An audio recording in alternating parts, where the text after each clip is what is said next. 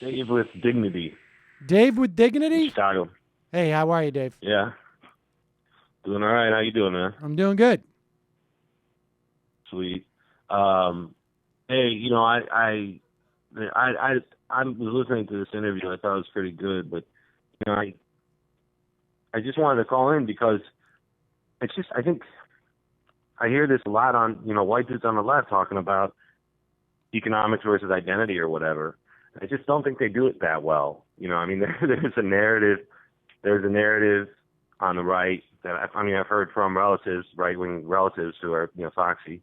Um, we've given up enough, no more. Right. You know, and this particular left position that I'm kind of hearing almost sounds exactly the same, a little bit, but rephrased. It's look, we've talked about identity for long enough. Let's get past it. Let's get back to what matters. And it's like, have these dudes not incorporated into their minds that these things should not be separated? I mean, I think we're going to have a huge fight with, in Illinois, for instance, Illinois AFL-CIO is 100% behind fracking.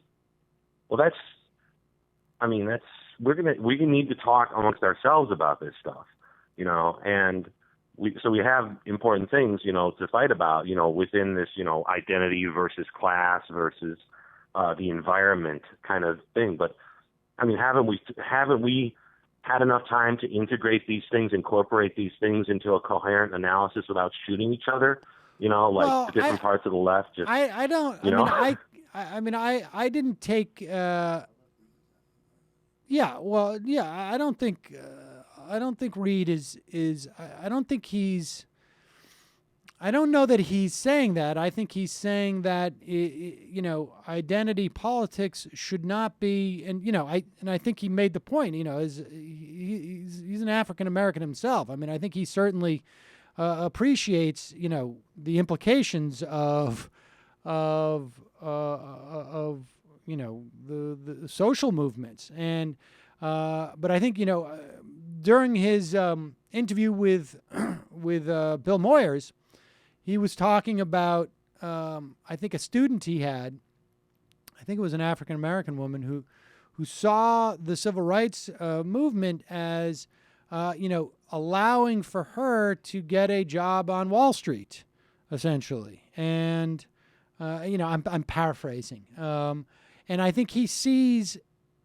I think he's not necessarily saying we should get over identity politics, but that it has to have a more of a relationship to economic justice.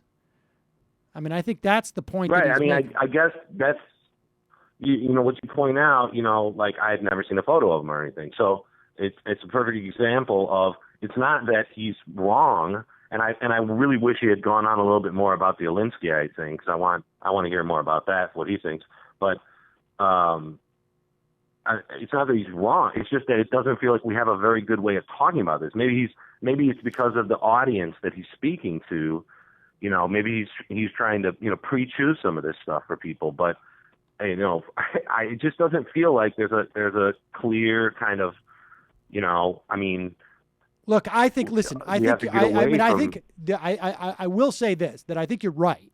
That the left is grappling with how to integrate this, and labor and environmentalism. That is also, that's a perfect example. I mean, there needs to be a proactive movement that integrates labor and environmentalism. There needs to be more to the he touched on it, and I'm not sure that it's necessarily a fair assessment, but certainly at times it has, that feminism has to be more oriented towards economic opportunity, and I think there's more of that coming back. I mean, I think there's a greater sort of like class consciousness than he may be sort of conceding or aware of, but I do think that there's an argument that there was a lot of positions and things projected onto Barack Obama because he was black that weren't there. And I think that speaks to an awareness that there should be more integration between that sort of identity, politics, and economics. But I agree, Yeah. it's messy business. There's no doubt about it.